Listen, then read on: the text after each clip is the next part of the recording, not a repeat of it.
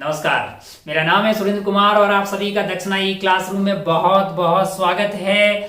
हम बातें करने वाले हैं डिस्कशन पेपर का। अच्छा, इम्तिहान यानी परीक्षाएं यानी कि एग्जाम भाई साहब बहुत ज्यादा जरूरी है हमारी जिंदगी में। हमेशा उसको पॉजिटिवली लें। कभी भी एग्जाम वगैरह से हताश, परेशान या निराश होने की कतई जरूरत नहीं है, क्योंकि एग्जाम हमें बताते हैं कि कौन से टॉपिक हमारे स्ट्रांग है और कौन से वो वाले टॉपिक है, यानी जिनसे आने वाले सवाल में हमें डिफिकल्टी होती है, उस पर हमें और काम करना चाहिए। इसलिए हमेशा सारे एग्जाम्स को हमें पॉजिटिवली लेना चाहिए। हालांकि हमें हताश और परेशान किसी भी एग्जाम से होने की जरूरत नहीं है। हम अल्टीमेटली यहाँ पे तैयारी कर रहे हैं IIT JEE एडवांस के लिए, जो कि होने वाला है काफी टाइम बाद में। एक बड़ा लक्ष्य है हमारे लिए। हमने उसको बहुत छोटे छोटे पार्ट्स में डिवाइड किया है।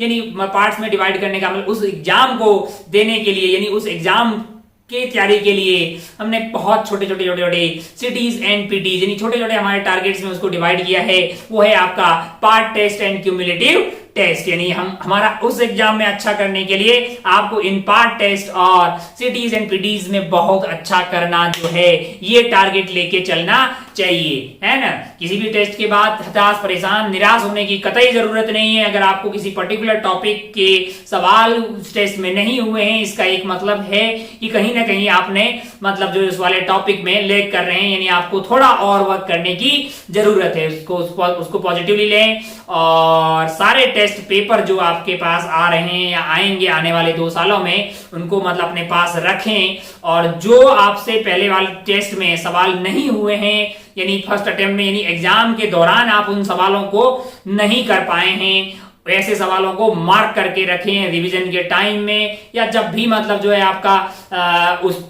सिलेबस का कोई और टेस्ट आगे होने वाला हो, तो ये पहले वाले टेस्ट में वो वाले सवाल जो पहले अटेम्प्ट में या एग्जाम में नहीं हुए थे, वो आपको देखने चाहिए। जो आपसे नहीं हुए थे, जो अच्छे सवाल रहे होंगे, वैसे सवालों को आपको देखना चाहिए रिवीजन के टाइम में। अच्छा भाई साहब, बहुत बढ़िया, बहुत शानदार। ये JEE मेन पैटर्न का टेस्ट था, जिसमें टोटल 25 क्वेश्चंस रहते हैं। अभी नए पैटर्न के हिसाब से 20 सवाल सिंगल करेक्ट वाले हैं और 5 सवाल न्यूमेरिकल वैल्यू वाले सवाल हमारे सामने रहते हैं। पहला टेस्ट था मॉडरेट लेवल का, कह सकते हैं easy to moderate level difficulty wise है। तो अपन इसके सवालों के बारे में धीरे धीरे बातें शुरू करते हैं, ठीक है। पहला सवाल जो है वो आपको वेक्टर से पूछा गया है। बहुत कम सिलेबस था इस दौरान। यूनिट एंड डायमेंशन, वेक्टर में भी क्रॉस प्रोडक्ट नहीं था, डॉट तक था, और बाकी ट्रिग्नोमेट्री क्या मतलब जो इंटीग्रेशन, डिफरेंशिएशन, बहुत ही कम सिलेबस था और आपका पहला टेस्ट था। तो डिफिकल्टी वाइज अगर देखा जाए तो easy to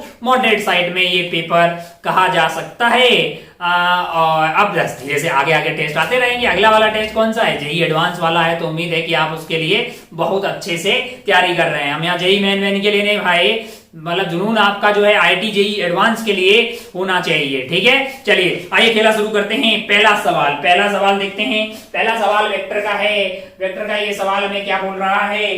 3 coplanar vectors ABC have magnitude, यानी magnitude of vector A। Vector A का मैग्नीट्यूड आपको दिया हुआ है सवाल में 3। वही मैग्नीट्यूड ऑफ वेक्टर B का मैग्नीट्यूड आपको दिया हुआ है A का दिया हुआ है 4 और B का दिया हुआ है 3। और मैग्नीट्यूड ऑफ वेक्टर C आपको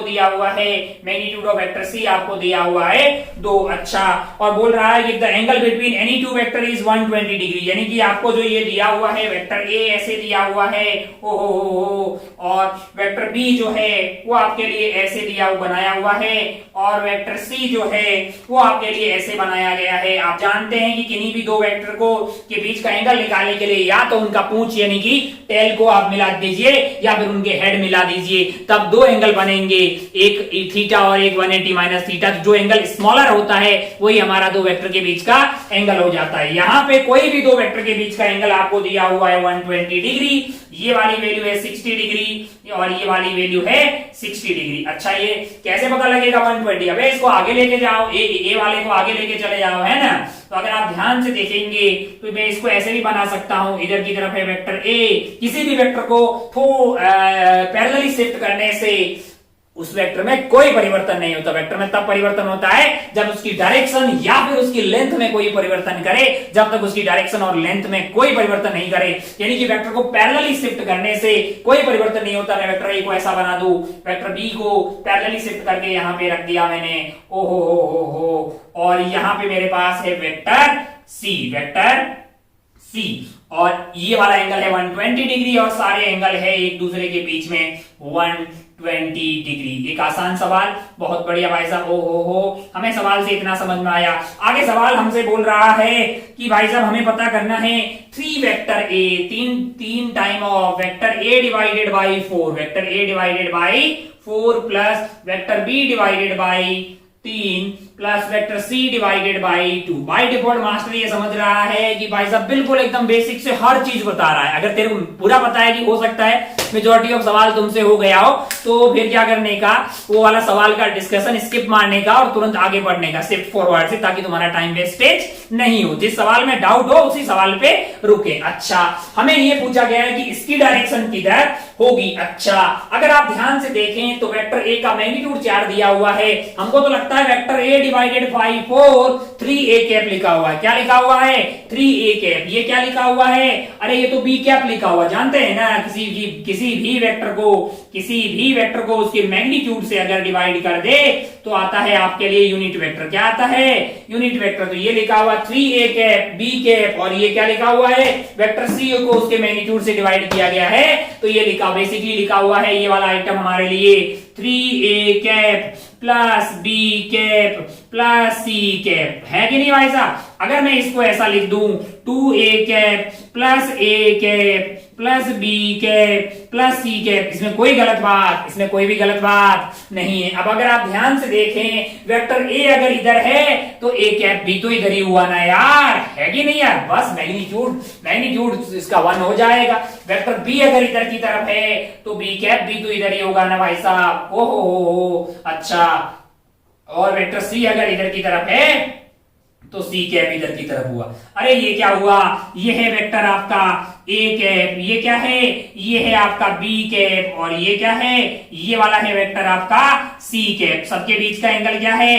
सबके बीच का एंगल है 120 डिग्री। अब आप जानते हैं कि तीन इक्वल वेक्टर ऐसे लगवा दिए हैं और बीच का एंगल हो 120 डिग्री, तो निपट जाएंगे। क्यों? क्योंकि इन दोनों का रिजल्टेंट होगा वो इसके जस्ट बीच में आएगा और मैग्नीट्यूड 1 ही आएगा, और ये भी तो 1 ही है ना लल्ला, और जस्ट इसके अपोजिट डायरेक्शन में हो जाएगा। तो इसका रिजल्टेंट आएगा नल वेक्टर। इसका रिजल्टेंट क्या आएगा? Null vector. ओ मतलब ये तो पूरा क्या हो गया है? 0, यानी कि नल वेक्टर आ गया, यानी कि आपका रिजल्टेंट 2a कैप आएगा। क्या आएगा? 2a cap. तो भाई साहब किधर होगा? a कैप की डायरेक्शन में होगा ना, और a कैप जो है वेक्टर a की डायरेक्शन में होगा। तो अब अगर आप ऑप्शन के हिसाब से देखें तो ऑप्शन आपको पहला बोल रहा है कि ऐसा होगा, ऑप्शन सेकंड आपको बोल रहा है कि ऐसा होगा, ऑप्शन थर्ड आपको बोल रहा है कि ऐसा होगा, ओहो, ऑप्शन 4 आपको बोल रहा है ऐसा होगा। अच्छा, बहुत बढ़िया भाई साहब, बहुत ही शानदार। अच्छा, लिखा हुआ है कि मे बी इक्वल टू, है ना? अच्छा, मे बी काय को कि ऐसा, मान लो कि भाई वेक्टर ए जो है वो नल ही वेक्टर होता। अगर ए नल वेक्टर होता, अगर मान लो कि A cap null, A B C तीनों नल वेक्टर होते तब तो कुछ नहीं होता ना यार, है ना? तो आपको मैं इसलिए लिखा हुआ है। अच्छा भाई, बहुत बढ़िया, बहुत। अब यहां से ध्यान से देखें तो 2a कैप ये तो हो गया नल वेक्टर, तो 2a कैप की डायरेक्शन में रहेगा भाई साहब। अब 2a कैप कुछ भी नॉन जीरो रहे, मतलब अगर ए वेक्टर है तो वो जो है a कैप की डायरेक्शन में रहेगा, और a कैप जो है वेक्टर a की डायरेक्शन में, तो वेक्टर a जो है वो इस साइड में है। किस साइड में है? इस साइड में। तो कौन सा ऑप्शन आपको जाना चाहिए? ऑप्शन बी आपका, यानी कि सेकेंड वाला जो ऑप्शन था वो इसका करेक्ट आंसर था, वो आप टिक करके आगे बढ़ सकते थे। तो कोई बहुत ज्यादा डिफिकल्ट सवाल नहीं था। आप ये जानते हैं कि 3 वेक्टर हैं, 3 क्या भले n वेक्टर हो, ऐसे लगा रखे हो, सबके बीच का ये वाला एंगल अगर बराबर हो और सबका मैग्नीट्यूड अगर सेम हो, तो आंसर क्या आने वाला है? नल वेक्टर आने वाला है। अच्छा, बहुत बढ़िया भाई साहब। बढ़ते हैं सेकंड वाले सवाल पे। सेकंड वाला सवाल आपसे बोल रहा है, ये भी वेक्टर का ही सवाल है, आइए देखते हैं। चलिए बढ़ते हैं सेकंड वाले सवाल पे। यहाँ पे दिए हुए 3 forces F1, F2, F3 are represented as, तो बहुत बढ़िया दिखा दिया भाई साहब, angle 45 degree F1, F2, F3 represented as, each of them is have equal magnitude, मतलब हर एक का मैग्नीट्यूड सेम है। माना कि इसका मैग्नीट्यूड F है तो इसका मैग्नीट्यूड भी F है, इसका मैग्नीट्यूड भी क्या है, F है, तीनों का मैग्नीट्यूड सेम है। ओहो, फिर कुछ ऑप्शंस दिए हुए हैं और कॉलम 1 में और कॉलम 2 में तीर बनाया हुआ है और बता रहा है कि रिजल्टेंट किधर आएगा। बहुत ही आसान सी बात है, बोल रहा है पहला वाला कि F1 plus F2 plus F3 यानी कि इन तीनों वेक्टर का रिजल्टेंट किधर आएगा। अब आप ध्यान से देखें, ध्यान से अगर देखें तो आप बड़ी आसानी से बता पाएंगे कि अगर ये F है, अगर ये F है तो ये वाला कंपोनेंट मैं इसके कंपोनेंट ले रहा हूं, ये वाला कंपोनेंट होगा F बाई रूट 2। क्या होगा, F बाई रूट 2। अच्छा, बहुत बढ़िया भाई। अच्छा, इधर की बजाय मैं अगर मान लो कि कंपोनेंट इन दोनों के इधर ले लूं, ये वाले डायरेक्शन में ले लूं, तो इसका कंपोनेंट क्या आएगा, मैग्नीट्यूड वाई। ये एंगल 45, ये वाला एंगल क्या है 45, यानी ये वाला कंपोनेंट आ जाएगा F बाई रूट 2 और इसका भी आ जाएगा F बाई रूट 2 यानी 2F बाई रूट 2। और इधर वाला कंपोनेंट इसके इधर वाले कंपोनेंट से कट जाएगा। अब आप ध्यान से देखें तो इधर की तरफ रहा है 2F बाई रूट 2 यानी वो आपका क्या हो जाएगा, ये है रूट 2F। क्या हो जाएगा, रूट 2F। अच्छा, और इधर क्या है, F है, तो रिजल्टेंट क्या आया लाला, इस वाले केस में इस डायरेक्शन में आ जाएगा रूट 2F इधर और F उधर, यानी कि रूट 2 माइनस 1 इंटू F। कौन सी डायरेक्शन में, ये वाली डायरेक्शन। इधर की तरफ रूट 2F है, उधर की तरफ F है, तो रूट 2 माइनस 1F। हालांकि मैग्नीट्यूड हमें पता ही नहीं करना है, तो हमें तो सिर्फ डायरेक्शन पता करनी है। तो इस वाले केस में इससे आपको कौन सा जाता हुआ दिखाई दे रहा है, क्यू मैच होता हुआ दिखाई दे रहा है। क्यों, क्योंकि भाई साहब क्यू में डायरेक्शन ऐसी दिखा रखी है। अच्छा, सेकंड पे पढ़ते हैं, बोल रहा है कि F1 minus F2 plus F3। तो F1 minus F2 is basically plus of minus F2, है कि नहीं यार, यही तो मतलब होता है यार वेक्टर का सब्ट्रैक्शन। मतलब माइनस कोई वेक्टर है, जैसे ये क्या लिखा, माइनस ऑफ F2, इसका मतलब क्या है पता है, F को उल्टा कर दिया। क्या कर दिया है, उल्टा कर दिया। अब ये हो गया माइनस ऑफ F2 हो गया। अब आप ध्यान से देखें तो इन तीनों का रिजल्टेंट किधर आएगा, कहीं इधर आएगा ना भाई, क्योंकि इन दोनों का रिजल्टेंट कहीं इधर आएगा और उसका और इसका रिजल्टेंट कैसा आएगा, इधर कहीं आएगा। इधर कहीं आता हुआ कहां दिखाई दे रहा है, आर में दिखाई दे रहा है। बहुत बढ़िया भाई साहब। अगले वाले में लिखा है F1 माइनस F2 यानी F1 plus minus F2 minus of F3 यानी कि plus of minus F3, plus of minus F3 यानी F2 को भी उल्टा कर दिया तो माइनस F2 हो गया है, डायरेक्शन उल्टी कर दी है। F3 को उल्टा कर डालिए तो ये हो गया आपका माइनस F3। ये क्या हो गया है, ऊपर की तरफ ये माइनस F3 वेक्टर है, ये F2 हो गया, ये F3 हो गया। ओ हो, तो इन दोनों का रिजल्टेंट कहाँ आएगा, इधर कहीं आएगा और ये भी उधर ही है ना। ये F है, ये F है, मैग्नीट्यूड तो इधर ही आएगा भाई, बेसिकली 45 डिग्री पे ऐसे। कौन सा वाला ऐसा दिखाई दे रहा है, P में दिखाई दे रहा है भाई साहब। बहुत बढ़िया, बहुत शानदार। ओ फिर पूछा है कि F2 को एज इट इज रखिए और F1 और F3 को उल्टा कर दीजिए। तो F2 कैसा था, F2 बेसिकली आपके लिए ऐसा था F2 वेक्टर। मैंने कहा ठीक है। ओ F1 को उल्टा कर दीजिए यानी F1 उधर था तो कहां आ जाएगा, तो इधर की तरफ आ जाएगा। कौन है ये, माइनस ऑफ F1 है। फिर आप क्या कीजिए, माइनस ऑफ F3 आपका था किधर भाई साहब, F3 नीचे की तरफ था तो ऊपर की तरफ क्या आ जाएगा, माइनस ऑफ F3। अब आप ध्यान से देखेंगे इन दोनों का रिजल्टेंट कहीं यहाँ आएगा और फिर इन दोनों का रिजल्टेंट कहीं यहाँ बीच में आता हुआ दिखाई देगा, यानी कि आपको दिखाई दे रहा है ऑप्शन एस में ऐसा। तो आप देखिएगा अब ABCD में से 1 2 3 4 में से कि QRPS, क्यू पहले वाले में क्यू आ रहा हो, आर आ रहा हो, पी आ रहा हो। हाँ क्यू एक में ही आ रहा, थर्ड में। हाँ तो थर्ड में देखिए जाके QRPS, वेरी गुड। तो आपका आंसर क्या हो जाएगा इसका, थर्ड ऑप्शन जो है वो मैच होता हुआ दिखाई दे रहा है। तो ये भी एक ठीक ठाक, मतलब कोई बहुत ज्यादा टफ सवाल नहीं था। चलिए बढ़ते हैं आगे वाले पे, बढ़ते हैं। अगले वाला किसका लग रहा है, यूनिट एंड डायमेंशन का आता हुआ दिखाई दे रहा है। चलिए भाई साहब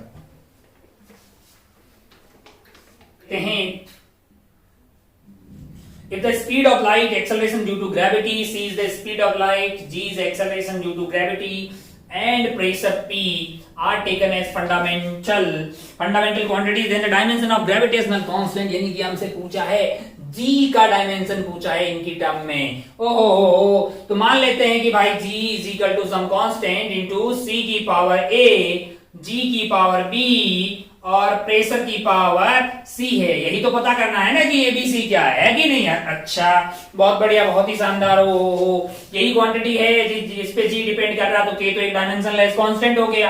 अब G कौन है? मैंने कहा G है ग्रेविटेशनल कांस्टेंट। कौन है? ग्रेविटेशनल कांस्टेंट सवाल में दिया हुआ। हमको अगर उसकी डायमेंशन नहीं पता था, हमें तो ये तो पता है ना कि F equal to G m1 m2 r square.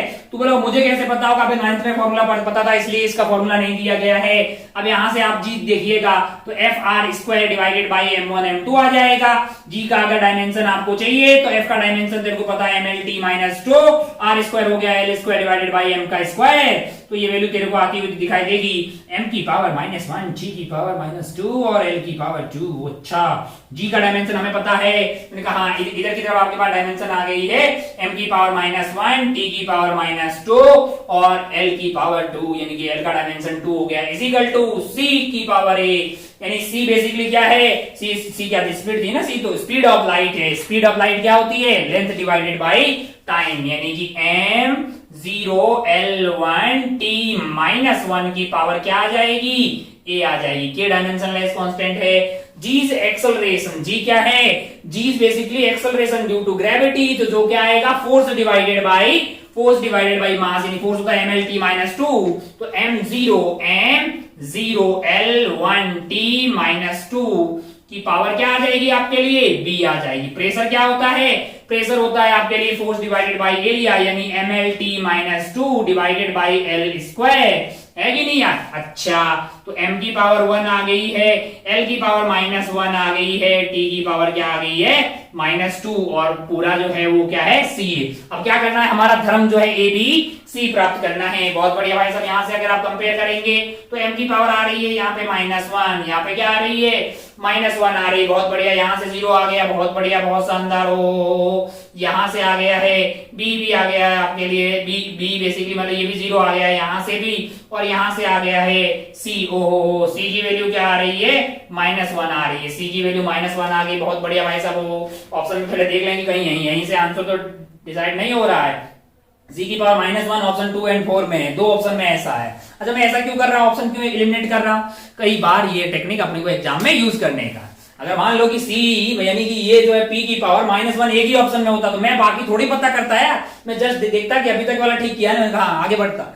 हाँ भाई, हमारा मकसद है और सवाल को सही करना। ये थोड़ी है कि इस पे बैठ के पीएचडी करना है। नंबर 4 आएंगे, सही करके आगे बढ़ो। और आगे टाइम भी तो लिमिटेड है ना यार। कई लोगों को ऐसा हुआ होगा कि आता तो बहुत सारा था लेकिन टाइम कम हो गया है ना। टाइम मैनेजमेंट भी धीरे धीरे हमको बहुत बार एग्जाम देके सीखना होगा, किस तरह से जो है 3 घंटे में सारा कार्यक्रम जो है फैलाना है अपने को। बहुत बढ़िया भाई साहब। सी की वैल्यू आ गया। और बी की वैल्यू पता करते हैं। कंपेयर कर दिया हमने। -2 इधर की तरफ आ रहा है, -2 इधर की तरफ आ रहा है। एल की पावर यहाँ पे सॉरी mlt -2 यहाँ पे क्या लिख दिया है अपने?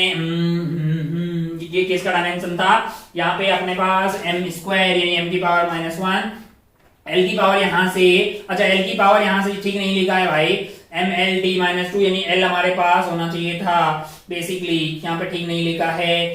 m की पावर -1 l की पावर 3 हो जाएगी। हाय हाय हाय हाय, m की पावर l की पावर हो गई 3। l की पावर क्या हो गई है? 3 और जो है बेसिकली m-1 l की पावर 3 और t की पावर -2। साड़ी कोई बात नहीं, अभी तो घोटाला नहीं हुआ है कहीं पे भी। यहाँ पे आपको करना था l की पावर 3 और t की पावर -2, t की पावर -2। अच्छा, बहुत बढ़िया है, बहुत शानदार। m की पावर में कहीं घोटाला नहीं था। यहाँ पे आपके पास l की पावर अगर देखें तो l की पावर है आपके पास 3। l की पावर क्या है?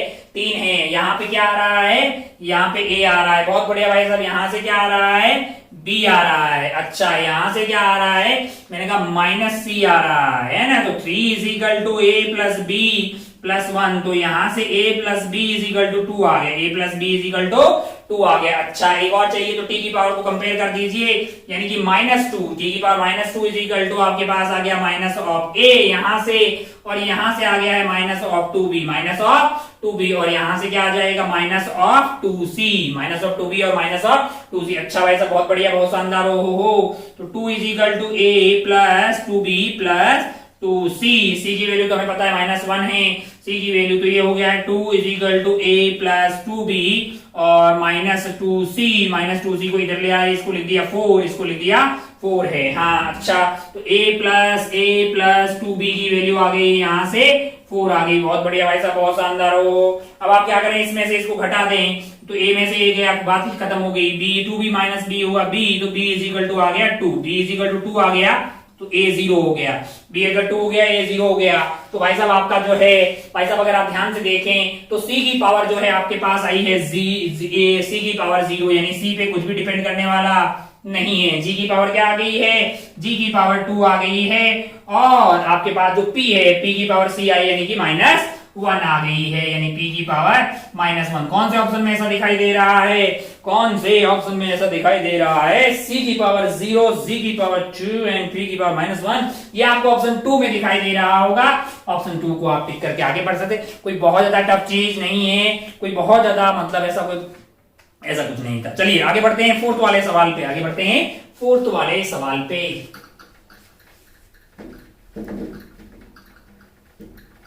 फोर्थ में हमको दिया एक ग्राफ, बहुत बढ़िया भाई साहब। In which part of the slope of the graph is continuously increasing. Slope जानते हैं ना, y is equal to D, मतलब slope is equal to dy by dx, rate of change of y with respect to x।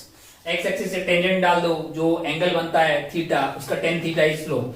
तो अगर आप ध्यान से देखें तो आपको ऑप्शंस दिए हैं, only in OA, only in AB, अच्छा, फिर ऑप्शन दिया है BCD, ओनली एट E।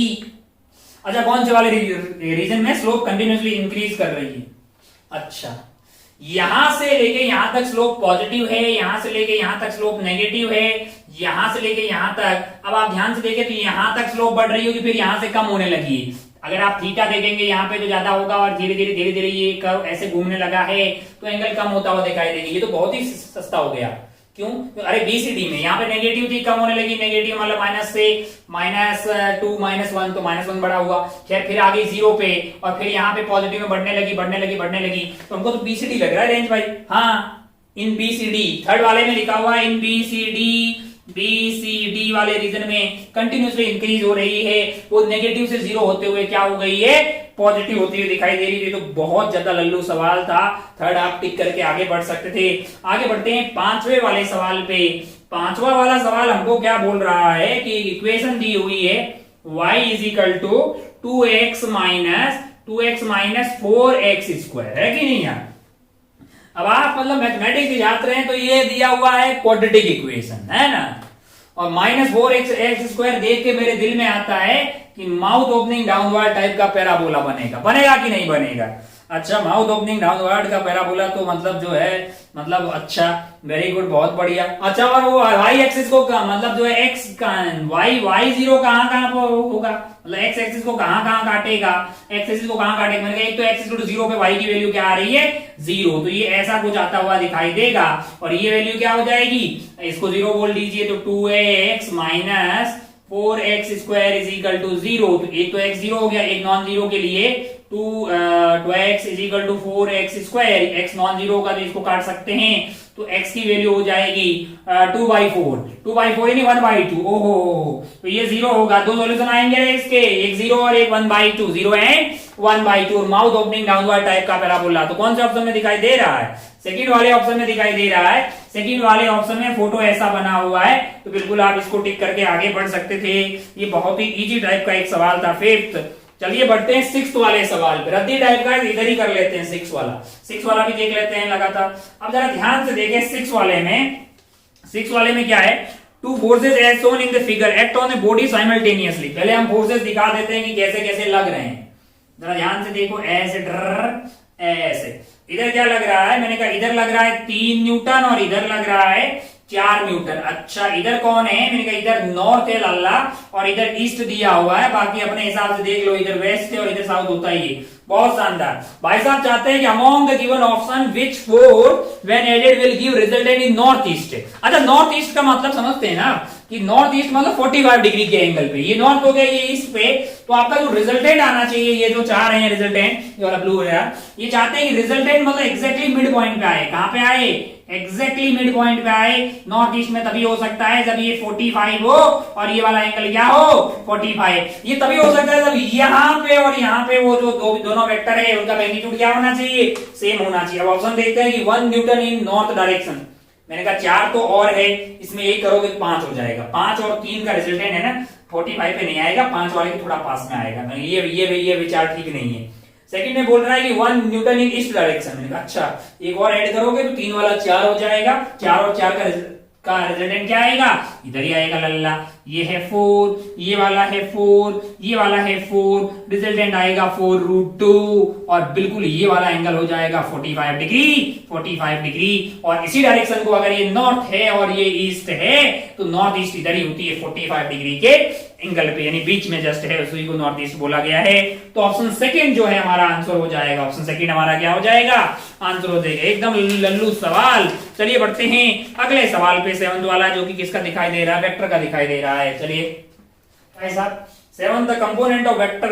अच्छा, कोई एक वेक्टर दिया है, हम मान लेते हैं कि ये वेक्टर ए है। वेक्टर ए जो है वो 2i cap minus 3j cap plus 2k cap है। बहुत बढ़िया भाई साहब। वेक्टर बी जो है एक वेक्टर और दिया हुआ है जो कि है i cap plus j cap plus k cap. आपको क्या बोला है, आपको बोला है कंपोनेंट ऑफ वेक्टर ए।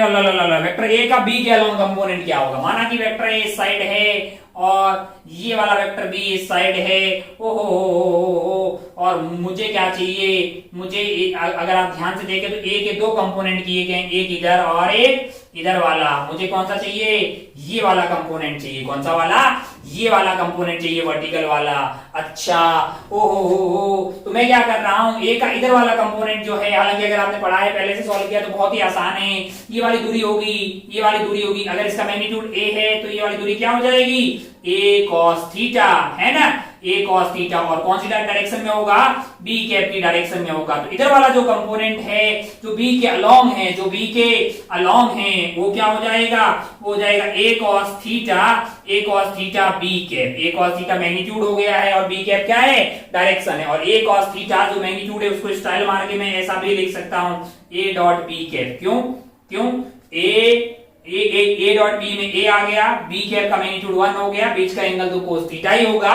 तो इसी आइटम को प्यार से अपन क्या लिख सकते हैं, A dot B cap into B cap. अच्छा, ये वाला मिल गया अपने को, क्या मिल गया है, ये वाला मिल गया, A dot B cap into B cap. और हमें क्या चाहिए, मैंने कहा हमें ये वाला चाहिए। हमें अगर ये वाला चाहिए तो ये प्लस ये इजिकल टू क्या मिलेगा, हमें मिल जाएगा ए वेक्टर। ओहो, तो हमें ये चाहिए, यानी ये वाला वेक्टर चाहिए। तो अगर हमें ये वाला वेक्टर चाहिए जो परपेंडिकुलर वाला कंपोनेंट है, जो परपेंडिकुलर वाला कंपोनेंट है, मैं अगर इसको बोल रहा हूं कि पैरेलल वाला कंपोनेंट, किसका, ए पैरेलल किसके पैरेलल, बी के पैरेलल। और ये इसको बोल देता हूं A perpendicular.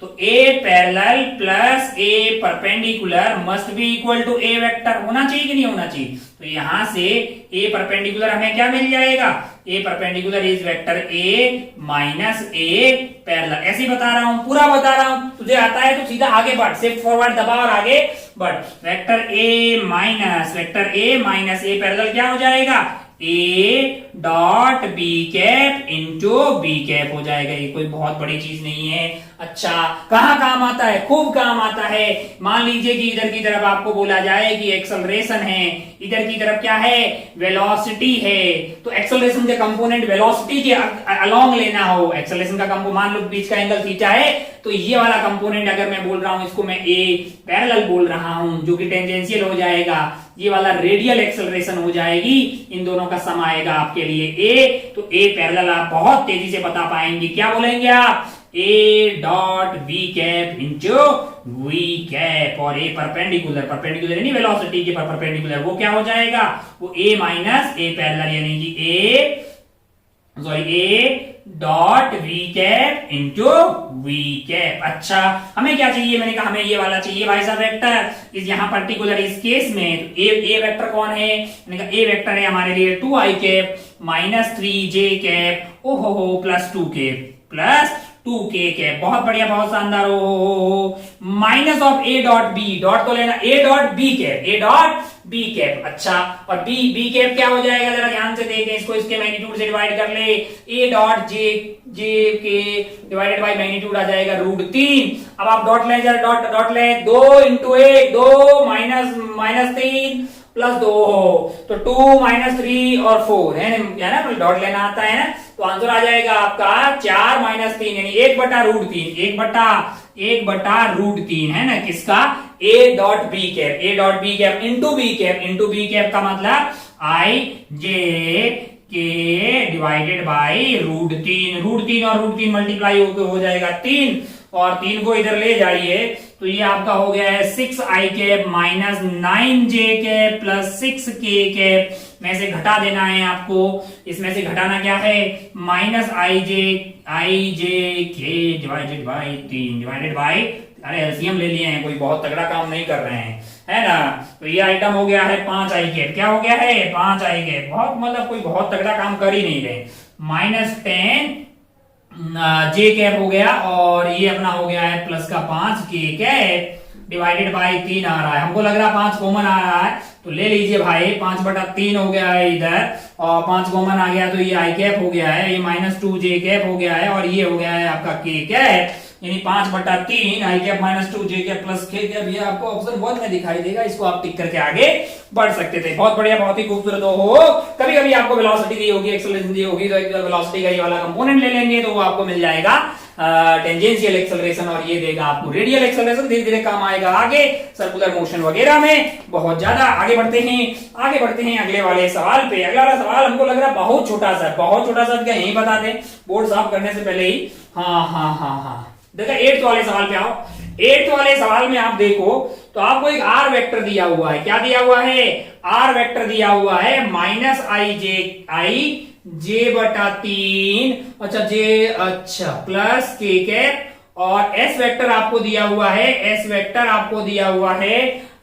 X I cap 3j cap plus x minus 1k cap. अब आप जरा ध्यान से देखें ना तो ये ऐसे और आर, आप क्या करें आर डॉट एस लें, उम्मीद है कि आपको डॉट प्रोडक्ट आता है कि नहीं यार। अच्छा ओहो क्रॉस पढ़ाया नहीं तो मैंने टेस्ट में भी क्रॉस कोई डाला ही नहीं है कोई भी।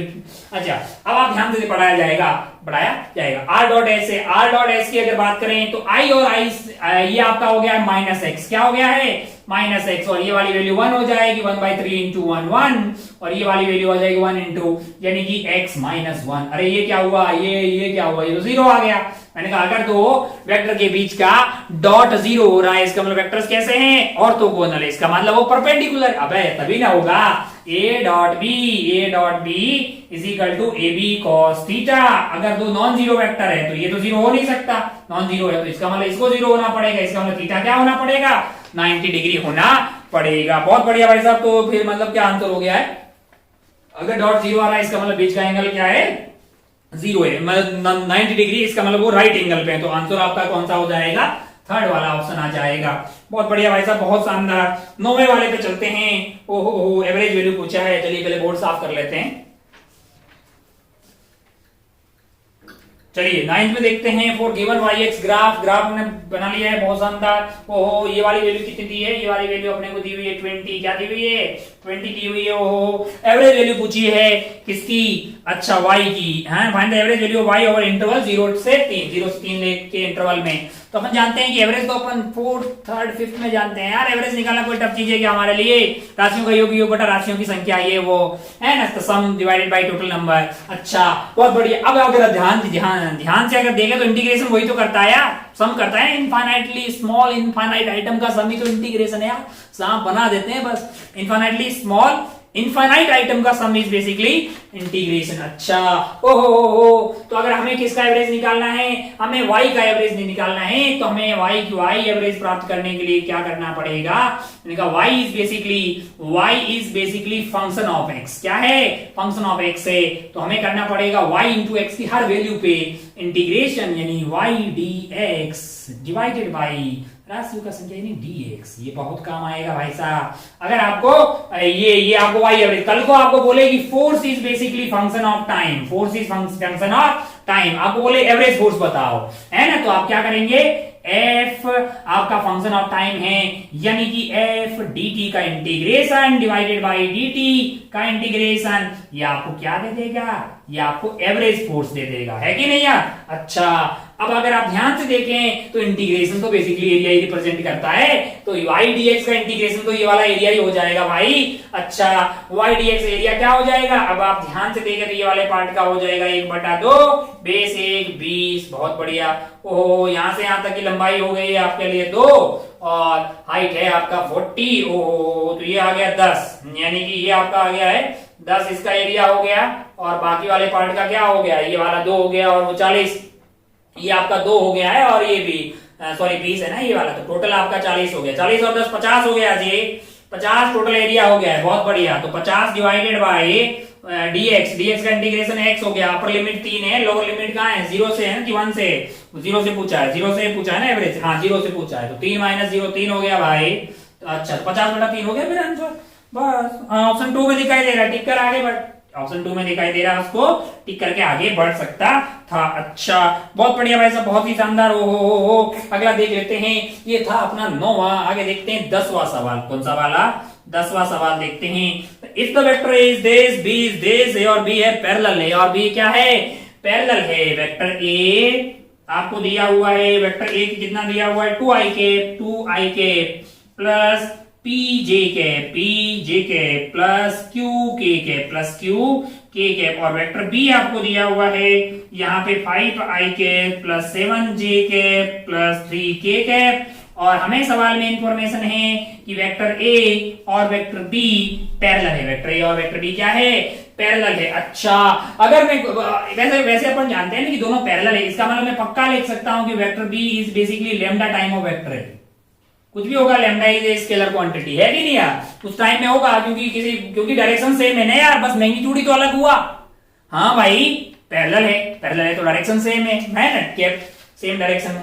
अच्छा तो फिर लैम्डा हुआ तो फिर लैम्डा बी बाई ए का ये रेशियो लैम्डा आ जाएगा, तो फिर तो मैं ऐसा लिख ही सकता हूं कि इसको लैम्डा से मल्टीप्लाई किया गया तो इनका रेशियो फिर क्या होना चाहिए, सेम होना चाहिए। 2/5 must be equal to p/7 है कि नहीं यार। अच्छा और q/3 आ जाएगा। p तुमसे पूछा होगा तो p तुम बता दोगे बेस, 14/5 आ गया, बहुत शानदार।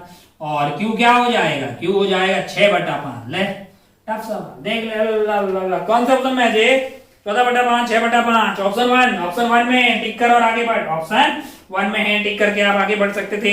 अगला सवाल देखते हैं, अगला सवाल 11। अपने पास बोर्ड थोड़ा सा खाली है क्या, बिल्कुल यहाँ पे फैला देते हैं 11 को। 11 देखते हैं, 11 क्या बोल रहा है, 11 बोल रहा है आपसे काइनेटिक एनर्जी ऑफ पार्टिकल। अच्छा काइनेटिक एनर्जी बोल रहा है कि k = α/s²। s क्या है, दूरी है क्या, s is distance travelled by the particle, dimension of alpha. मैंने कहा एनर्जी है लल्ला, क्या है ये, एनर्जी है।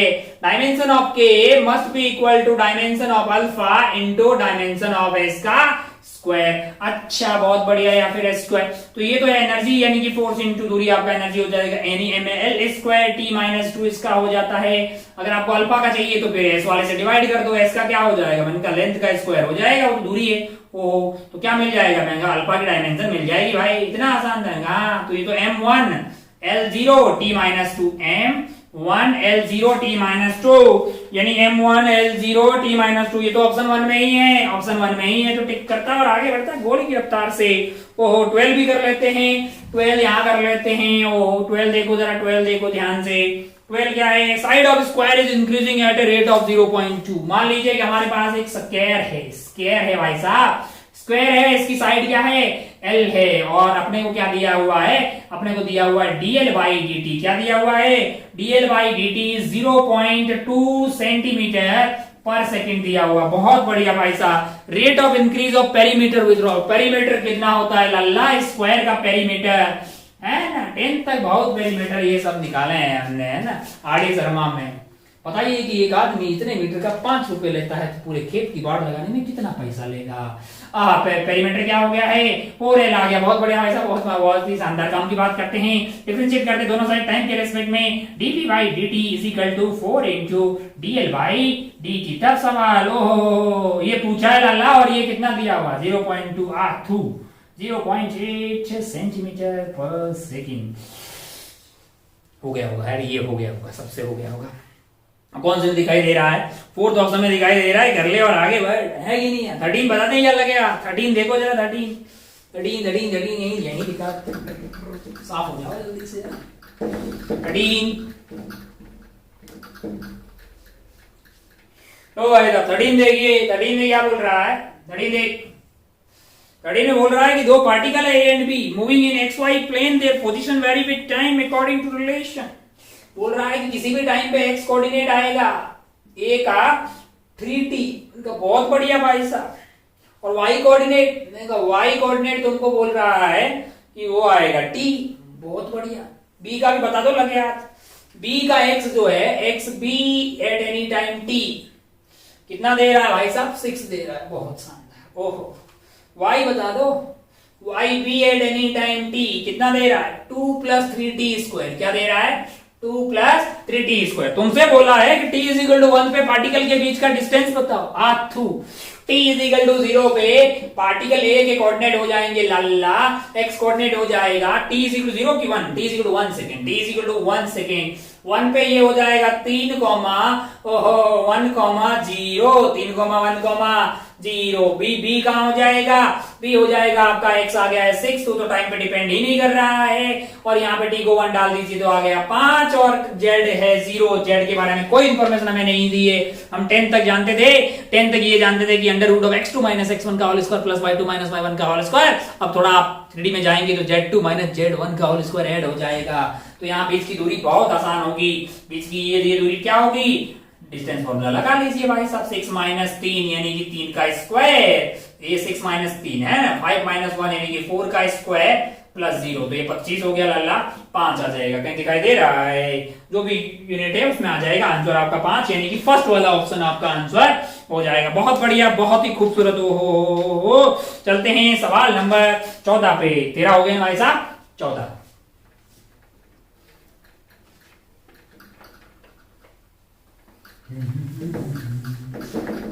हो जा मेरा दिल भी कितना पागल है। चलिए देखिए जरा, देखिए देखो जरा देखो, 14 एक गिराफ दिया हुआ है तो बना लेते हैं गिराफ। उसमें क्या है, ऐसे पेन यार का है, उतना धुंधला धुंधला चलो ना, ऐसे, अच्छा अच्छा बढ़िया, ये है 0, ये है 1, ये है 2, और ये वाला क्या बोला गया है, ये वाला है x1, अच्छा, और ये बोला है 5, अच्छा, और ये है y, बढ़िया भाई साहब, बढ़िया शानदार, और ये है x, बढ़िया। आपसे बोला है कि इंटीग्रेशन ऑफ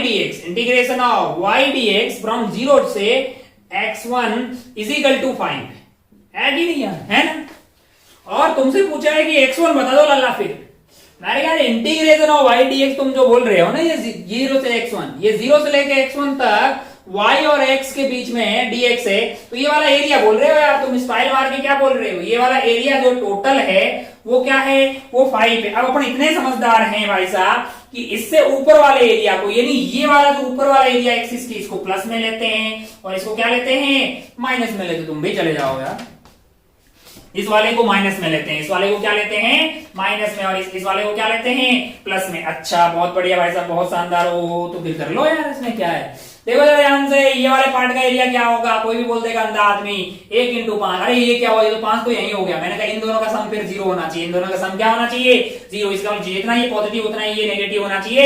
इसका एरिया आ रहा है 1/2 बेस, ये क्या, तो ये 1 आ गया, और हाइट है 5 यानी कि 5/2। अच्छा, अगर ये 5/2 है तो इसका एरिया -5/2 होना चाहिए। अच्छा, ये एंगल अगर थीटा है तो ये एंगल भी थीटा होगा। ओहो, और ये वाली हाइट, अब अगर आप ध्यान से देखिए, वैसे मुझे लगा आंसर होगा 3, काइको लाला कि ये 1 है, ये 2 है।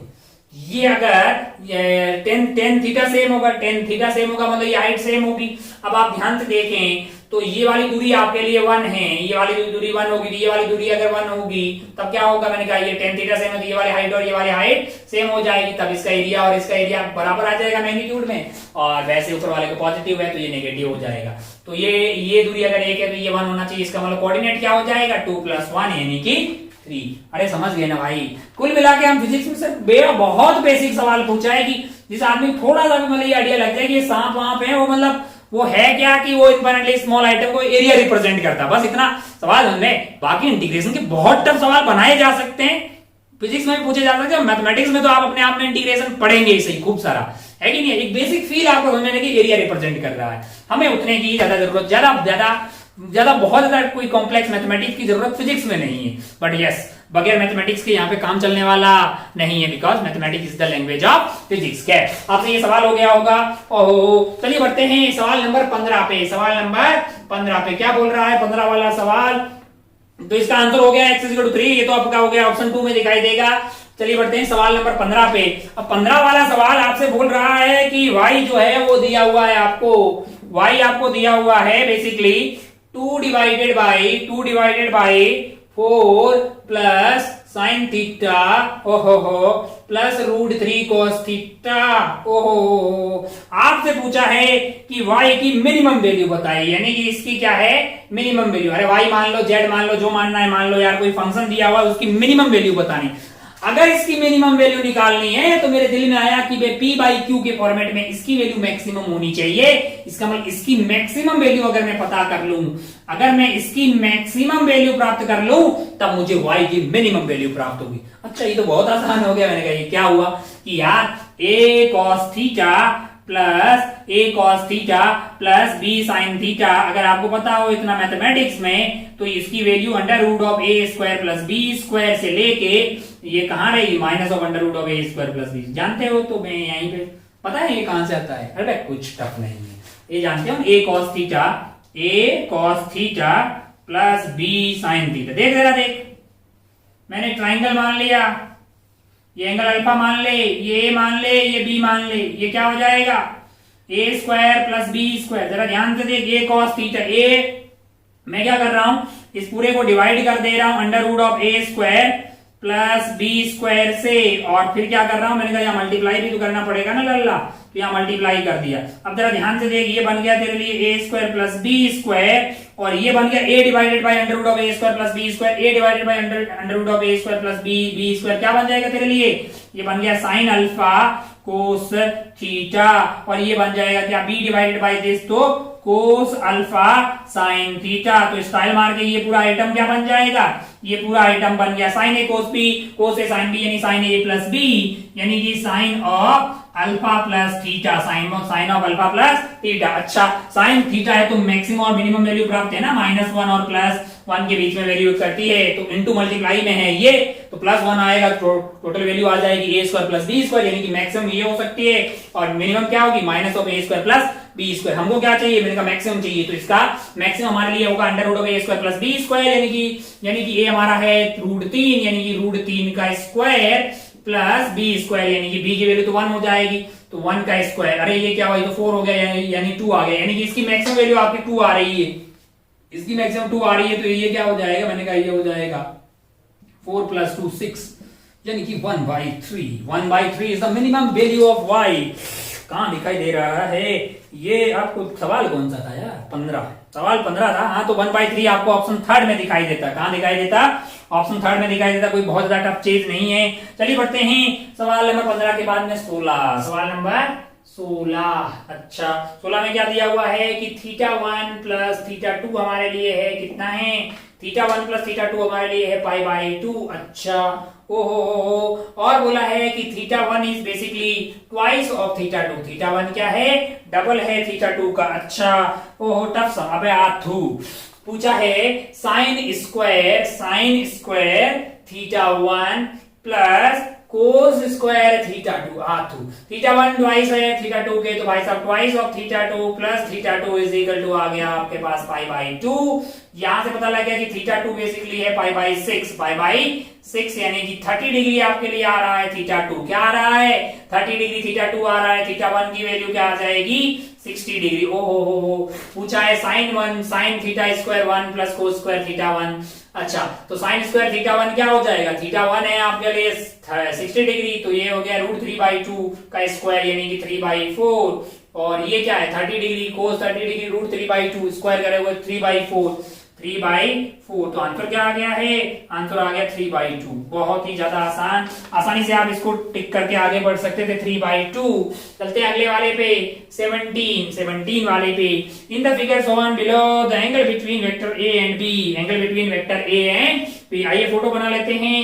वेक्टर ए आपको दिखा रखा है कि कैसा होगा, ऐसा होगा भाई साहब। ओ हो। वेक्टर सी जो है यहाँ से 90 डिग्री के एंगल पे है, ऐसे।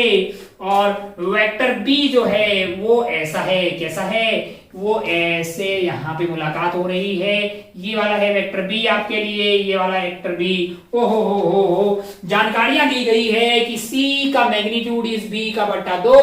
बहुत शानदार। और आपसे पूछा है angle between vector A and B, vector A and B के बीच का एंगल निकालना है। मैंने कहा एंगल दो वेक्टर के बीच में कैसे निकालते हैं? दो वेक्टर की पूंछ मिला दीजिए, यानी इस तरह की पूंछ बना, जो पूंछ मतलब टेल इनका मिला दीजिए, या फिर उनका चौंच यानी कि ये वाला जो है ऐसे मिला दीजिए। मान लो कि इस वाले केस में एंगल थीटा बना, ये वाला बना 2 माइनस थीटा। तो आप जो है जब टेल या हेड दोनों का मिला लेते हैं वेक्टर का, तब दो एंगल बनेंगे, एक थीटा और एक 2 माइनस थीटा। स्मॉलर वाला एंगल जो होता है वही हमारे लिए क्या हो जाएगा? दोनों वेक्टर के बीच का एंगल हो जाता है। अच्छा, बहुत बढ़िया। हमें क्या करना है? मैंने कहा हमें वेक्टर ए और बी के बीच में एंगल निकालना है। तो मैं क्या कर रहा हूं? वेक्टर ए को आगे शिफ्ट कर दे रहा हूं। वेक्टर किसी भी वेक्टर को पैरेलली शिफ्ट करने से ना तो उसका डायरेक्शन चेंज होता है, ना ही उसका मैग्नीट्यूड चेंज होता है। वेक्टर की क्वांटिटी में कोई परिवर्तन नहीं होता है। तो ये बन गया ए वेक्टर। अच्छा, और ये है बी। तो मुझे ये वाले एंगल की तलाश है। अच्छा, ये वाला एंगल क्या दिया हुआ है? ये 90 दिया हुआ है। अच्छा, मैं मान लूं कि ये वाला एंगल थीटा है और ये वाली लंबाई बी हो जाएगी, और ये वाली लंबाई होगी बी कॉस थीटा। क्या हो जाएगी? B cos theta. अरे, और ये वाली लंबाई दी क्या हुई है? वो तो b/2 दिया हुआ। वो क्या दिया हुआ है? b/2 दिया हुआ है। अरे, ये क्या हुआ? कोस थीटा की वैल्यू आ रही है 1/2। इसका मतलब थीटा की वैल्यू क्या है? थीटा की वैल्यू 60 डिग्री है। अच्छा, ये 60 डिग्री है लाला, ये 90 होगी, तो ये क्या हो गया? 30 डिग्री। तो ये क्या हो जाएगा? 150 डिग्री। ये क्या हो जाएगा? 150। दूसरा एक और एंगल आएगा 360 माइनस 150 डिग्री, लेकिन वो 150 डिग्री से बड़ा होगा। तो स्मॉलर वाला एंगल हुआ 150 डिग्री। कौन से ऑप्शन में है? 150 डिग्री। ये ऑप्शन 4 में है, तो आप 4 टिक करके आगे बढ़ सकते थे। कोई बहुत ज्यादा टफ सवाल नहीं था। चलिए बढ़ते हैं 17 के बाद 18 में। कहां पे? 18 में आप देखिए जरा ध्यान से। 18 में आपको बोल रहा है कि vector A plus vector B ओ हो divided by this is equal to 1। तो ये लिखा हुआ है भाई साहब, ये लिखा हुआ है कि नहीं यार? ऐसे बताओ, ये बेसिकली लिखा हुआ है 1 का स्क्वायर प्लस 1 का square plus 2a1b cos theta. मान लो एंगल कोस थीटा, थीटा बीच का एंगल है, और ये लिखा हुआ है अंडर रूट ऑफ, अरे वेक्टर a प्लस b का मैग्नीट्यूड होता है under root of a square plus b square plus 2ab cos theta, और सब्ट्रैक्ट करोगे a square plus b square minus 2ab cos theta. तो 1 प्लस 1 माइनस 2 cos थीटा। अरे, इसका मतलब ये और ये बराबर है। ये तभी हो सकता है जब cos थीटा की वैल्यू क्या हो? 0। इसका मतलब थीटा की वैल्यू क्या होगी? 90 डिग्री। कहीं दिखाई दे रहा है? आथू, कितना इजी सवाल था। थर्ड नंबर वाले पे आप टिक करके आगे बढ़ सकते थे। अच्छा, बहुत बढ़िया भाई साहब, बहुत ही शानदार। ओ हो, जगह है क्या अपने पास? मैंने कहा हाँ, तो 19 को भी यहीं घिस देते हैं।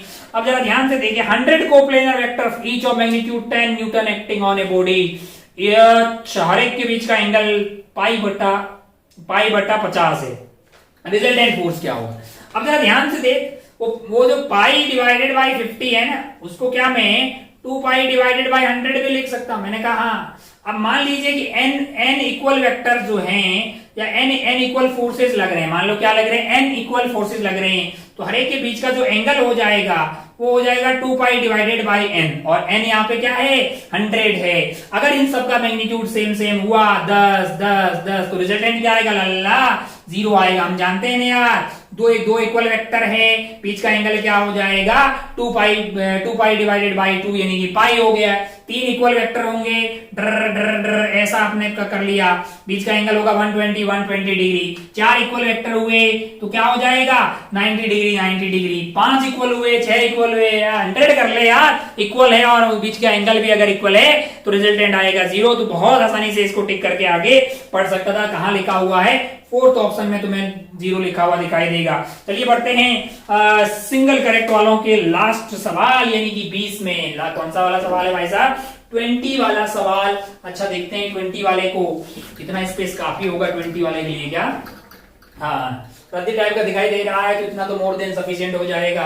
अब जरा ध्यान से देखें 20 वाले में, 20 वाले में आपको क्या दिया हुआ है, 20 वाले में आपको दिया हुआ है भाई साहब, 20 वाले में आपको दिया हुआ ratio of the maximum and minimum magnitude of resultant of two vector A and B. दो वेक्टर है उनके रिजल्टेंट का, अच्छा मैक्सिमम, मैक्सिमम क्या होगा लाला, मैंने कहा मैक्सिमम तो वेक्टर ए का मैग्नीट्यूड प्लस वेक्टर बी का मैग्नीट्यूड ये होगा भाई साहब, और मिनिमम मैंने कहा minimum vector A minus of vector B हो जाएगा, मतलब मैग्नीट्यूड बराबर है कि नहीं यार। इस वाले केस में दोनों वेक्टर जो है वो सेम डायरेक्शन में होंगे, और इस वाले केस में एक इधर और तो सेकंड वाला इधर हो जाएगा। मैंने कहा अच्छा, और इनका रेशियो दिया हुआ 3:2। अच्छा मैंने वेक्टर ए को बड़ा क्यों माना, क्योंकि रेशियो जो है मतलब जो है वेक्टर ए प्लस बी और vector A is equal to क्या पूछा है, ratio maximum minimum magnitude two vector A and B. A and B का रेशियो आपको 3:1 दिया हुआ है रिजल्टेंट, तो ये वाली क्वांटिटी बड़ी है, अच्छा ये वाली क्वांटिटी बड़ी है, तो vector A plus vector B ये वाली वैल्यू डिवाइडेड बाय आपके पास आ जाएगा vector A minus of vector B that is equal to 3/1। क्या हो जाएगा 3/1। क्या कर दीजिए आप, इनको क्रॉस मल्टीप्लाई कर दीजिए, यानी कि वेक्टर ए प्लस आपके पास आ जाएगा vector B that is equal to 3 गुना ऑफ वेक्टर ए का मैग्नीट्यूड माइनस ऑफ 3 गुना ऑफ वेक्टर बी का मैग्नीट्यूड। अच्छा अब आप ध्यान से देखेंगे तो ये वैल्यू आ रही है आपके पास 4 इंटू वेक्टर बी का magnitude is basically equal to twice of vector A का मैग्नीट्यूड। तो यहां से वेक्टर ए का मैग्नीट्यूड जो आएगा वो आ रहा है डबल ऑफ वेक्टर बी का मैग्नीट्यूड, जो कि आपको कौन से ऑप्शन में दिखाई देगा, ये आपको ऑप्शन 2 में दिखाई दे रहा है। तो अगर आप ध्यान से देखें तो ये आपका पहला टेस्ट था और डिफिकल्टी वाइज एवरेज टाइप का ही था, कोई बहुत ज्यादा डिफिकल्टी वाली बातें नहीं थी, और आप मतलब जो है आपसे 20 में से मतलब 15 प्लस तो सवाल आसानी से हो जाने चाहिए। कई लोगों के 20 में से 20 भी होने चाहिए, क्योंकि हम लोग मतलब आप लोग मतलब नवोदय के विद्यार्थी हैं, तो अपने प्रिंसिपल लोग कहते हैं ना कि जिले की क्रीम है, और दक्षिणा ने तो फिर आउट ऑफ इंडिया में मतलब ऐसी क्रीम का सिलेक्शन करके क्रीम आउट ऑफ क्रीम लाई गई है, तो फिर आप फोड़ फाड़ देंगे, और हम ही लोग फोड़ फाड़ेंगे भाई, हम और कौन फोड़ेगा इस देश में, है ना। चलिए बहुत बढ़िया, बहुत शानदार, बहुत ही बढ़िया। 20 तक जो सवाल थे वो सिंगल करेक्ट थे। आगे वाले सवाल में बढ़ते हैं 21 से लेके 25, जो कि है न्यूमेरिकल वैल्यू वाले सवाल। चलिए बढ़ते हैं न्यूमेरिकल वैल्यू वाले सवालों की तरफ। ये देखते हैं न्यूमेरिकल सवाल। न्यूमेरिकल सवाल हमारे पास पहला वाला है 21 न्यूमेरिकल सवाल है ये, आंसर इसका न्यूमेरिकल आएगा। बहुत बढ़िया हो, आपने देखा इंटीग्रेशन, आपको लगा कि इंटीग्रेशन का सवाल है, ऐसा आपको बिल्कुल नहीं लगा होगा, आपको देखते ही लग रहा होगा कि इंटीग्रेशन फाइंड द वैल्यू, आपको ऐसा लग गया होगा कि इस सवाल में इंटीग्रेशन का कोई खास योगदान नहीं है, यूनिट एंड डायमेंशन से ही आंसर आपका आ पाएगा, और वहीं पे आपको आंसर दिखाई दे जाएगा बहुत जल्दी से। देखा हुआ है a की power n sine inverse of x by a minus 1, और आपसे पूछा है कि find the value of n, find the value of n पता करना है। अब आप ऐसे इंटीग्रेशन से करोगे तो नहीं कर पाइएगा, अभी तक जितना सीखा है उससे, लेकिन अगर आप यूनिट डायमेंशनल एनालिसिस करेंगे, यूनिट एंड डायमेंशन का उपयोग करेंगे, तो 1 क्या है, मैंने कहा डायमेंशन लेस क्वांटिटी है, 1 में से किसी आइटम को घटाया गया है, मैंने कहा हाँ, इसका मतलब वो भी क्या होना चाहिए, डायमेंशन लेस। वो तभी हो सकता है जब x और a की डायमेंशन क्या हो, सेम हो, इसका मतलब x और a की डायमेंशन क्या है, सेम है। अच्छा हो, अब आप ध्यान से देखें तो x और a की डायमेंशन सेम है, तो ये दोनों x² की डायमेंशन ही बनेगी, x² कॉमन आएगा, बाहर क्या आएगा, बाहर x की डायमेंशन आएगी, और dx is basically small change in x है।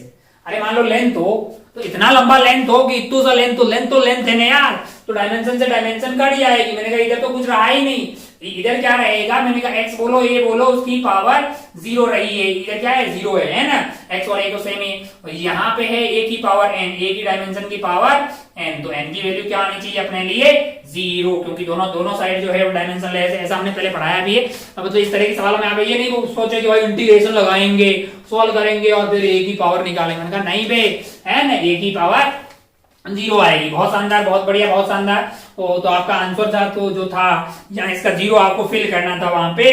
बहुत बढ़िया, आगे बढ़ते हैं सवाल नंबर 22 पे। सवाल नंबर 22 पे क्या है ये सवाल भाई साहब, the resultant of two vectors a and b is at right angle to a and its magnitude is half of b। यानी दो वेक्टर है हमारे लिए, मैंने इसको बोल दिया वेक्टर a, इसको क्या बोल दिया है वेक्टर ए, और एक बोल दिया मैंने ऐसा मान लीजिए कि ये वेक्टर बी है, ये वेक्टर क्या है, बी है। इनका रिजल्टेंट जो आ रहा है, यानी कि रिजल्टेंट जो आ रहा है वो बोला है कि वो इसके परपेंडिकुलर है। किसके परपेंडिकुलर है, ए के परपेंडिकुलर है। तो आपसे बोला है कि ये जो बीच का एंगल है वेक्टर ए एंड बी का, ये बताइए। मान लीजिए कि ये वाला एंगल है अल्फा, ये वाला एंगल क्या है, अल्फा। तो हमारा आंसर होगा, मतलब जो हमारे दोनों वेक्टर के बीच का एंगल होगा वो हो जाएगा 90 प्लस अल्फा, है कि नहीं है। अच्छा, अब अगर आप ध्यान से देखिए ये बी है तो इसका इधर वाला मैग्नीट्यूड के हिसाब से कंपोनेंट आएगा बी कोस अल्फा, आएगा कि नहीं आएगा, और ये वाला कंपोनेंट क्या आ जाएगा, बी साइन अल्फा, है कि नहीं है। अच्छा, अब आप ध्यान से देखो तो बोल रहा है कि रिजल्टेंट जो है वो ए के परपेंडिकुलर ही आ रहा है। इसका मतलब बी साइन अल्फा ने ए कैप को कैंसिल कर लिया होगा, दोनों का मैग्नीट्यूड सेम रहा होगा और डायरेक्शन ऑपोजिट है, तभी तो बी कॉस अल्फा जो है वो ए के परपेंडिकुलर कंपोनेंट ही रिजल्टेंट आ गया है, यानी बी कॉस अल्फा जो है वही आपका रिजल्टेंट हो गया। अच्छा, और बोल रहा है and its magnitude is half of B. अच्छा, मतलब जो रिजल्टेंट आ रहा है वो बेसिकली b बाई 2 है। मैग्नीट्यूड क्या है,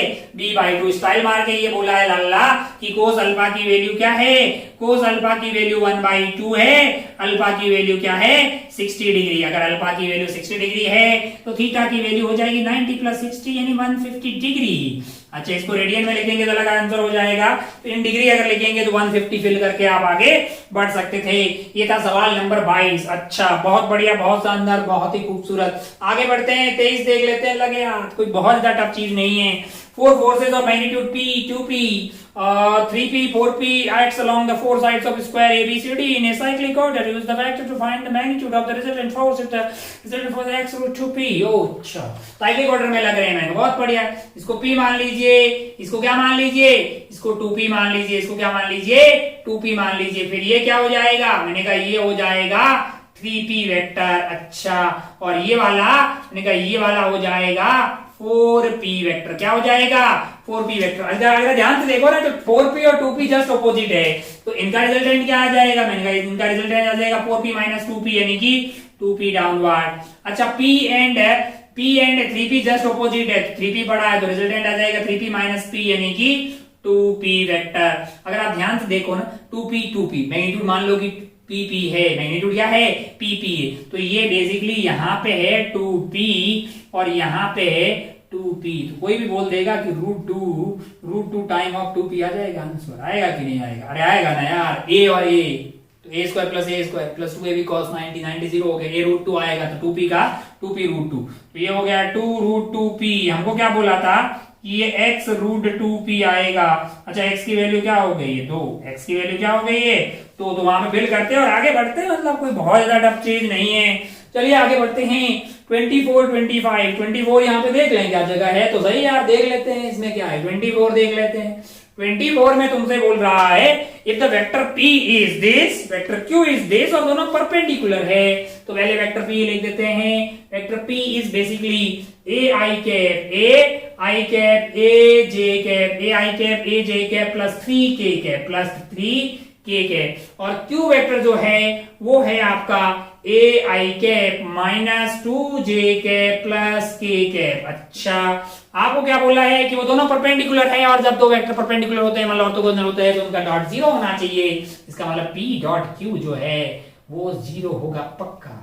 वो अगर जीरो होगा तो इसका मतलब ये आइटम आ गया है a स्क्वायर, ओहो ये तो आ गया माइनस ऑफ 2a, ओहो ये आ गया है प्लस का 3 इजिकल टू हो गया है 0, इजिकल टू क्या हो गया है 0। अच्छा, बहुत बढ़िया भाई साहब, तो इसको अपन लिख सकते हैं a square minus 3a plus a plus 3 is equal to 0, is equal to 0। अच्छा, बहुत बढ़िया भाई साहब, बहुत ही शानदार हो। अब अगर आप ध्यान से देखें, अगर आप देखें, सही तो किया है मैंने, हाँ a square minus 2a plus 3 is equal to 0। अच्छा, बहुत बढ़िया भाई साहब, बहुत ही शानदार हो। हाँ माइनस 2a, तो इसके आंसर क्या हो जाएंगे। हमें पूछा है then the positive value of a, क्या बतानी है इसकी पॉजिटिव वैल्यू ऑफ a। अच्छा, बहुत बढ़िया, बहुत ही शानदार। माइनस के कैप था क्या सवाल में, हाँ माइनस के कैप, सॉरी क्योंकि ये फैक्टर नहीं बन रहा, अच्छा आंसर नहीं आएगा ना सवाल में। माइनस के गैप साड़ी साड़ी साड़ी साड़ी साड़ी साड़ी साड़ी सॉरी मतलब सॉरी। अच्छा माइनस के गैप होगा तो क्या होगा, मैंने कहा यहाँ -3 हो जाएगा, यहाँ -3 हो जाएगा, यहाँ -3 हो जाएगा, यहाँ -3 हो जाएगा। हाँ तभी तो अच्छा सवाल बनेगा यार। ओ आथू a कॉमन ले लीजिए, a-3, ओ 1 कॉमन ले लीजिए, a-3 इज इक्वल टू 0। एक तो आ गया आपका a इज इक्वल टू 3 और a आ गया, एक आ गया है ये आपका a+1 आ गया, a-1 ये तो नेगेटिव है, पॉजिटिव वाला चाहिए तो a की वैल्यू 3, तो आपको 3 फिल करना था। 3 वाज द आंसर। बहुत बढ़िया भाई साहब। 29 ये आपका था, 24 हो गया। चलिए बढ़ते हैं 25 लास्ट एंड फाइनल सवाल 25। कीबोर्ड को अपने कर दिया चकाचक। लास्ट एंड फाइनल सवाल 25 देख लेते हैं क्या बोल रहा है। 25 बोल रहा है y is equal to x³ minus 6x², अच्छा प्लस 9x, मैंने कहा अच्छा प्लस 15 बहुत बढ़िया भाई साहब। क्या पूछा है आपसे, क्या इसकी मैक्सिमम वैल्यू पूछी आपको, मतलब एप्लीकेशन ऑफ डिफरेंशिएशन। कोई भी फंक्शन हो y is equal to fx, इसकी मैक्सिमम वैल्यू पता करनी होती है तो पहले अपन y डैश को 0 करते हैं, एक बार डिफरेंशिएट करके इक्वल टू 0 करते हैं, फिर अपन निकालते हैं y डबल डैश और इसकी वैल्यू जहां पे लेस देन 0 आएगी, यानी माउथ ओपनिंग डाउनवर्ड का सीन बनेगा और यहाँ पे आपको क्या मिलेगा, जिस x के करस्पॉन्डिंग ये 0 हुआ है उस वाले x पे आपको मैक्सिमम मिलता है। तो सबसे पहले हमें क्या करना चाहिए, हमें बगैर कोई लास्ट टर्म की डिफरेंशिएशन करना चाहिए, यानी कि y डैश इसको मैं dy by dx इसको निकालना चाहता हूं। मैंने इसको डिफरेंशिएट किया, मेरा आंसर आया 3x² minus 12x plus 9 that is equal to 0। ये मैंने कर दिया, इक्वल टू 0 कर दिया भाई साहब। तो इसको मैं लिख रहा हूं 3x² माइनस 12x, यानी कि इसको लिख सकते हैं minus 9x minus 3x plus 9 is equal to 0। 3x आ जाएगा कॉमन, कोई भी अंदर आदमी ले लेगा, x माइनस आ गया है 3 आपका। यहाँ पे क्या करेंगे, मैंने कहा यहाँ पे आप क्या कर दीजिए, -3 को कॉमन ले लीजिए, तो ये आ जाएगा x minus 3 is equal to 0। अच्छा ये क्या हुआ है, ये बन गया x minus 3 into 3x minus 3 is equal to 0।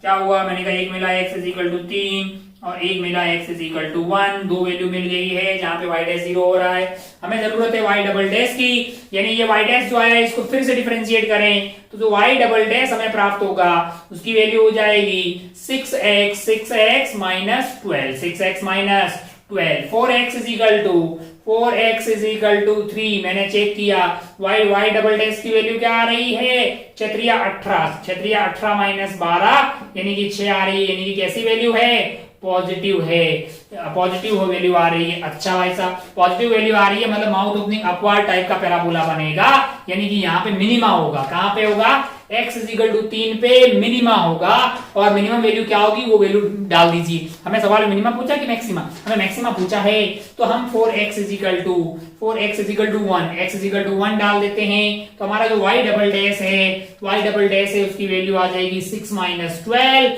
Minus 6 जो कि आ रही लेस देन 0, और अगर लेस देन 0 आ रही है माउथ ओपनिंग डाउनवर्ड टाइप का पैराबोला बनेगा इस वाले केस में। अच्छा और यहाँ पे अपने को प्राप्त होगी मैक्सिमम वैल्यू। अच्छा x इज इक्वल टू कहां पे, 1 पे, x इक्वल टू 1 पे मैक्स आएगी तो x को 1 डाल y मैक्स मिल जाएगा।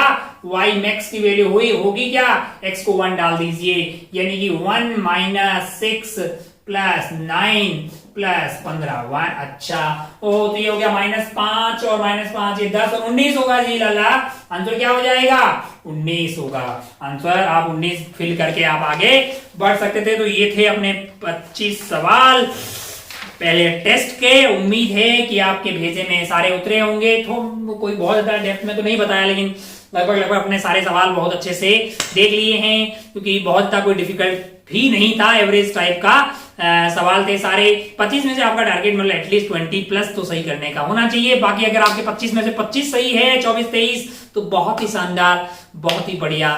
अगला वाला टेस्ट जो होगा वो जेईई एडवांस पैटर्न का रहेगा। तो उम्मीद है कि फिर हमें ये नहीं मतलब ये ध्यान रखेंगे कि आप नए आ रहे हैं कि पुराने आ रहे हैं। अब आप ढल जाइए, बहुत अच्छे से जो पढ़ाया जा रहा है, जो चल रहा है उसको समझिएगा, ताकि आप जो है आने वाले टेस्ट में भी बहुत अच्छा करें। इस वाले टेस्ट में जो टॉपिक्स के सवाल आपको गलत हुए हैं उसको आप मार्क कीजिए, उस टॉपिक की थ्योरी जाके दोबारा देखिए, फिर उस पर और ज्यादा सवाल सॉल्व कीजिए, न्यूमेरिकल सवाल, क्योंकि हमारे एग्जाम की डिमांड है न्यूमेरिकल सवाल ज्यादा।